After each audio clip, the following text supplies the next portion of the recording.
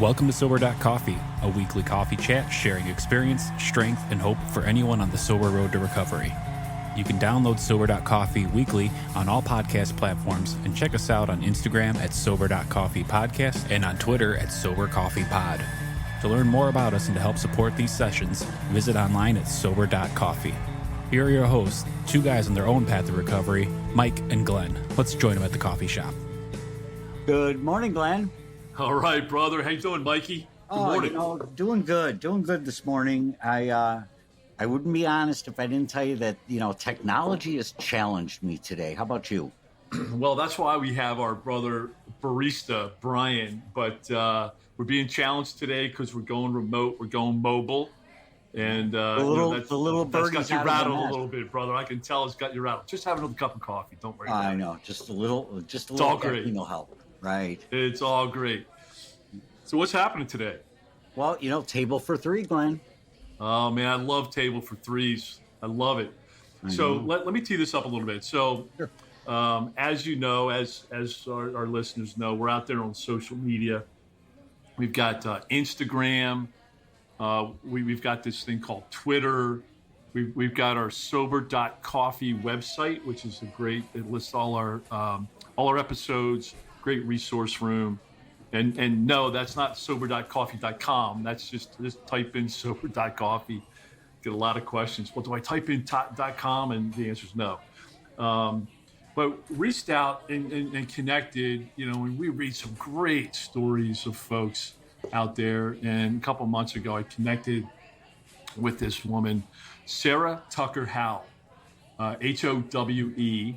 And she just told a story, and it just resonated with a lot of the stories that we had. And so I reached out and I said, hey, Sara, would you ever consider jumping on and, joining us in the Sober Coffee Shop and just kind of sharing your story and of experience, strength, and hope, and, what happened and what you did and where you are now. And graciously, Sara said yes. So, Sara, welcome to the Sober Coffee Podcast Coffee Shop. Thank you. I'm so excited to be here. I also have my big cup of coffee. So I love it. Yes. Thanks for having me. I'm really excited.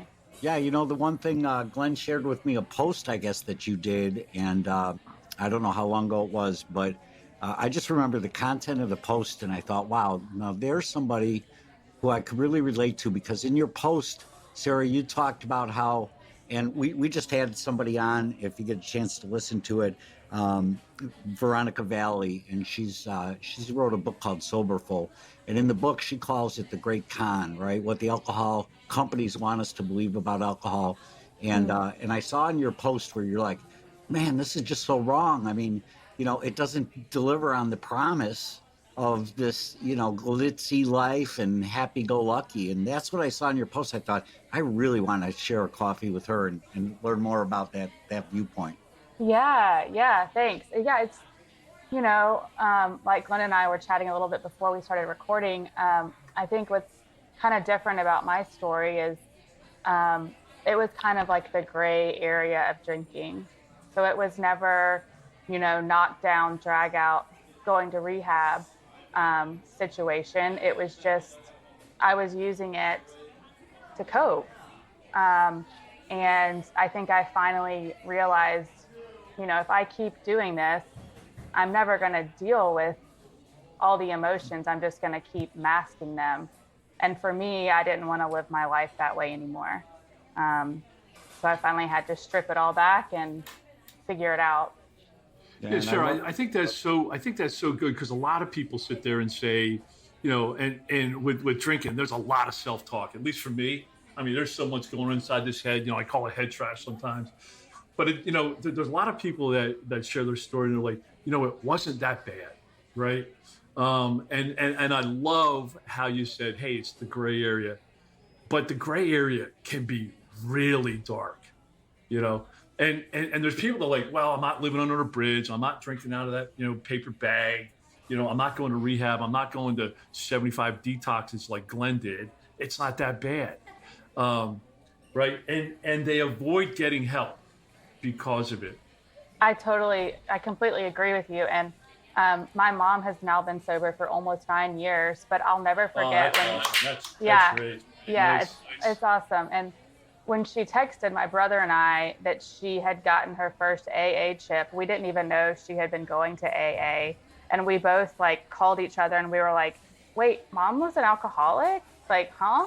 Because it was never, she was a great mother. She raised us. She was always there for us. But to her, in looking back now, I was like, oh, maybe she was drinking a lot. But it was never, she didn't like not pick us up from school or, things like that. She was always there. So I think seeing that, then I like kind of reflected back on my relationship with alcohol. And I was like, is what I'm doing healthy? Like, is this benefiting me? And when I took a good hard look at it, it wasn't. It was no longer serving me. It wasn't adding anything good to my life. Yeah. So one quick point about your mom. Someone like me, that she went a year before she made the announcement and shared that she was in AA, and here's my $1 coin, right? The way I looked at it, and Mike, I think a little bit with you, is, we're so used to our words, right? And so when I started in AA, when I started saying, hey, I got to get help, I mean, I would tell everybody because I just wanted everybody to excuse my actions with a couple words, right? And so I love the fact that she went out there and did it and did the actions. And then, once she made progress, then she used the words and brought you guys in. That's really cool. Yeah, it was really cool. Yeah, I love that. It reminds me of, back my first year. And as Glenn pointed out, it was so challenging for me because I was living in what they call the pink cloud. I mean, I was living everything you touched about in your post, Sarah. It was, I was like, wow, this is life without alcohol. And why didn't I make this life choice? So I beat myself up for a little bit. Why did I make this life choice earlier? But it reminds me of a song. I was afraid for myself to make the announcement because there's a song and I forgot who the band is, but the words are, what if I stumble? What if I fall? What if I lose my step and I make fools of us all? Will your love continue if my walk becomes a crawl, right? And I'm like, what if I stumble? And I'm supposed to be this example and I don't want to be a bad face to sobriety life. Oh yeah, see, people just can't do it. And then I stopped thinking of that way and I just started saying, you know what, let's just get through today. And that was really my pivotal moment. Yeah, I think that's so good. Like getting through today, not looking at how many years you have left in this life, which we never know how long we're going to be here, but just getting through this single day is such a huge victory. So looking at it like that, I think is a really good way to be. So Sarah, why don't you just jump in and share your story a little bit? You're also sharing about, kind of an event that you went to that was very impactful for you. And yeah, so I'm in Nashville, Tennessee. Not that matters, but just whoever's listening, if you're in Nashville, love hello. Nashville. So I've lived here my whole life except for a little bit of college. So native Nashvilleian, love it so much. But I started drinking pretty young. I have an older brother. He's 2 years older than I am. And I started drinking when I was 15. Freshman in high school was my first drink. And, I thought that was pretty normal. All my friends were drinking. We'd go to house parties, blah, blah, blah, typical high school, at least for people that I was around. I know some people didn't drink in high school, but for me, it seemed very typical. Really common. Very common. I would go to parties, some parties I would black out, and I thought that was just fun and what you did. And looking back, it's like, oh my gosh. But anyway, so then after high school, I went to college at Mississippi State in Starkville, Mississippi. My brother was there. He was 2 years older, like I said. So I went. He was the only person that I knew. And I continued drinking there. Drank a lot, made some good friends, was having a blast, right? And then in my spring semester, I got in a pretty bad car accident. It was in the afternoon. I was sober when the accident happened, but I fell asleep at the wheel and flipped 4 times, going 65 miles an hour on cruise control. Oh my gosh. And I broke my arm, wrist, neck, thumb, collarbone, punctured my lung, had a stroke and a brain injury. I was 19 years old. So needless to say, my life changed dramatically in that moment. I was in the ICU for a while in the hospital down in Mississippi. And then I came back home to my parents' house, and my mom quit her job. We had a hospital bed at my house, and she took care of me. I mean, I couldn't dress myself or wipe myself or bathe, any of that. So that, really halted my life for a little bit and completely changed the trajectory of my life. So after I lived with my parents for a while, I got an apartment with a friend, and I met my now husband, and I was, so before the wreck, living at home, high school, a little bit of college, independent, and then my independence was just stripped very quickly again. So once I got back out, I started partying and drinking again and going wild. Wild for me, I don't know, everyone's wild meter is a little different, but it was wild for me. And so I was drinking a lot again, going out, partying, staying up all night, blah, blah, blah. And then my husband and I got married in 2016.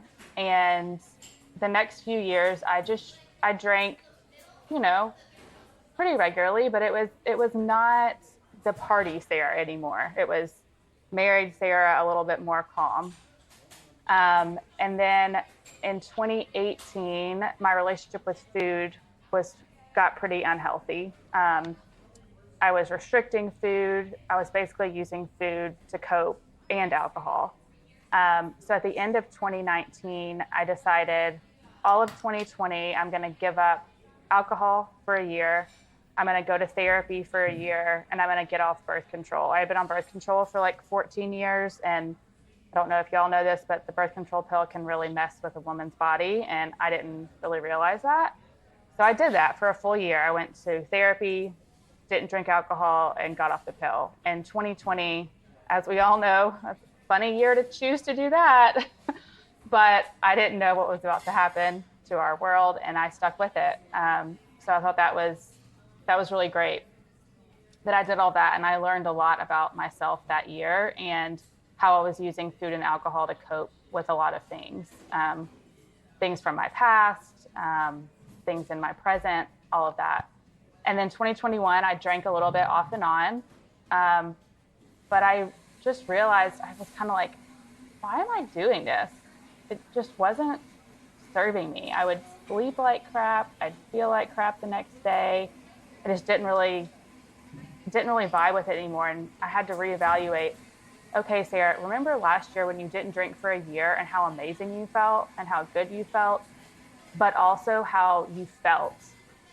You felt emotions. You felt hard things. You felt good things. You actually felt things where, in my opinion, with alcohol, you really don't, because you're just numbing all of these feelings. So then January 14th of this year was the last drink that I've had. And I still go to therapy. I love therapy. But I think that I just finally was like, wait, why am I still doing this if it's literally not serving me at all? And I enjoy life so much more without it. And I'm not saying it's easy. This is not an easy thing to go through. But I don't see life being any other way now. Yeah, that's incredible. And, Glenn often talks about this. I talk a lot about my regression mentally. I don't want to go back to where I was, right? But you and Glenn hold on to something different, and that is a little greed, right? I want more of what I've got, right? So, those times were bad, and there's a line in AA program that says, won't forget my past, won't regret my past, nor wish to forget it. Like, I need to remember where I came from, but like, you guys are embracing where you are and where you're going. And I love how you said it's not easy. I mean, you said the words emotions and feelings, and you gotta kind of navigate through all that stuff. And guess what? Guys feel the same way. They got you got the same emotions, same feelings, and we got to kind of navigate through them. It's not easy, but well worth it.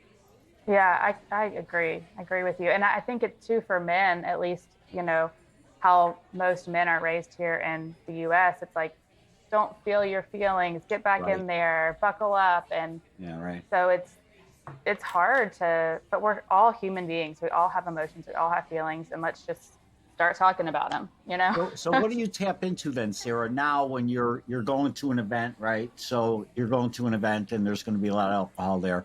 What are you tapping into that drives you to have a soda? For me, so I love my sleep. I love feeling good the next day. I have an Aura ring. I don't know if y'all have heard of the Aura ring. I have seen them, yeah. Okay, so I've had it for, let's see, about a year and a half. And it tells you your sleep, REM, all the things, and it gives you like a recovery score to let you know if you're good, like to work out, you need to rest based on all of your bodily signs, like your heart rate, your our heart rate variability, all of that. So when I was still drinking, one drink made my sleep awful. My heart rate would be elevated all night. My heart rate variability would be all the way low. My body temperature would be elevated. Just the data from this is really motivating to me to be like, what is more important, the next 2 hours of my life or the next night of sleep and my full day tomorrow? I think I started looking at it as, is this worth how I'm going to feel tonight, tomorrow, my future, my goals? Is this little 2-hour window, having a drink, really worth it? And for me, it wasn't. Yeah, you're taking the time to play the tape forward. And yes. You're saying, yeah, no, this bump is going to take me off my path for a couple of days. Is it worth it? Exactly. And I also work at a hospital, and, some patients have alcoholism in their past, and just seeing the things that it can do to you health-wise also is a motivator for me. I like to feel good, and it's not helping. It's just, alcohol is poison. Right. Yeah, it's funny because I use that train of thought for a lot of areas in my life, like especially going to the gym. I have and I know, and we're going to dig in here a second, but I know you're like a certified health coach and a personal trainer and all that great stuff. There was a period of my life where I wouldn't even talk to people like you because I felt so ashamed. But, I have a life-threatening allergy to exercise. But yet lately I've been getting to the gym. I've been trying to lose some weight. I'm getting to the gym. And what I tell myself is the same thing that you just went through, is that, for the next 45 minutes, it's in my mind, it's just going to be painful. I mean, I don't enjoy it. I just did a personal best last week for a 5K. I did it on the treadmill in the gym. And I did a personal best on the Stairmaster. And during that period of time, the pain and head trash going inside my head was incredible. But I kept telling myself, after this 45 minutes, the rest of the day will be so much better.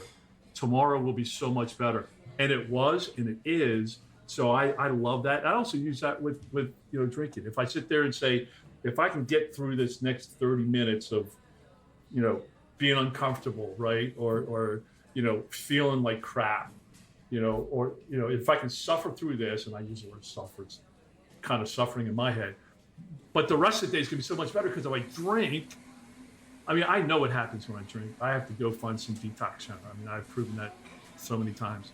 So I love how that you put that. So what are some of the tools, Mikey just asked when you go to like drinking events, but what are some of the tools that you use today when you don't feel it, right? So when you talked about, hey, I drank to kind of mask how I felt. Today you don't drink, so you feel. So what do you do, through those things? I know you're in therapy, but some therapists don't wake up at 4 a.m. when you have those feelings, right? So what kind of tools do you use? That's a great question, and I love journaling. I think writing, getting your feelings. The J word, Mikey, the J word. Yeah, getting your feelings out on paper, out of your mind, it can be very, very helpful. I also read a lot of. Actually, I have them sitting right here. I have these little books, And I read these every morning and just journal about it or think about it. I really like this one. It's called A Year of Positive Thinking. And they're just little just, a couple of sentences like today. This is funny. Okay, I'm just going to read this one. It's a couple of sentences, right. Okay? Okay, so the title is You Will Do Well. It says, the path isn't linear. It's often zigzagged and crooked. The journey will sometimes feel like an uphill battle and at other times a downhill slide, depending on the moment.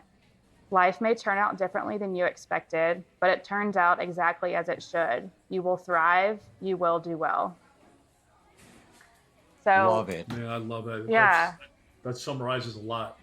Yeah, and You how will do well. appropriate that was for today and this podcast. But reading these books, journaling, moving my body, all of that is very therapeutic to me. It doesn't have to be intense. Going on a walk, I think walking is the most underrated form of exercise.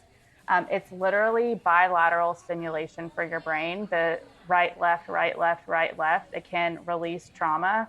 I think walking is amazing. Yoga, stretching, because a lot of times we have this energy in our body and literally just moving through that can help to release it. So I would say movement journaling and reading books like that are really helpful for me. And then talking to a friend or a loved one when you're feeling something that can really be there for you and hold space for you.